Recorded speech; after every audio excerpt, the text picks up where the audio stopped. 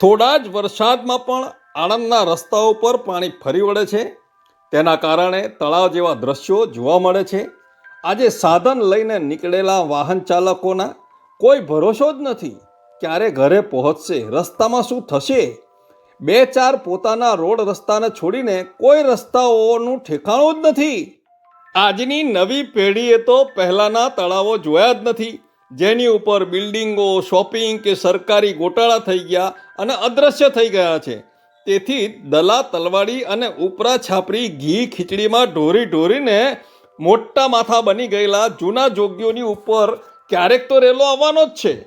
આ વરસાદે તો રોડની, ઓફિસરોની, વહીવટદારોની અને ટેન્ડર ભરતા કોન્ટ્રાક્ટરોની પોલ ખોલી નાખી છે ભાઈ. કરોડો ખર્ચેલા ક્યાં ગયા? દેખાતા જ નથી.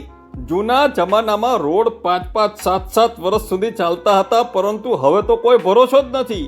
ગેરંટી વગરના રોડથી વાહન ચાલકો અને નાગરિકો થાકી ગયા છે. વ્હીકલો અને માણસો ઉબડ ખાબડ ડાન્સિંગ રોડના કારણે નટ બોલ્ટો ઢીલા થઈ જાય છે, છતાં લોકો મૌન છે. તેનું કારણ પહેલા 10-20% લોકો ભ્રષ્ટાચારમાં જોડાયેલા હતા. આજે તેનો રેશિયો વધી ગયો છે. 80થી 90%એ સ્વીકારી લીધું છે. એટલે બોલે કોણ?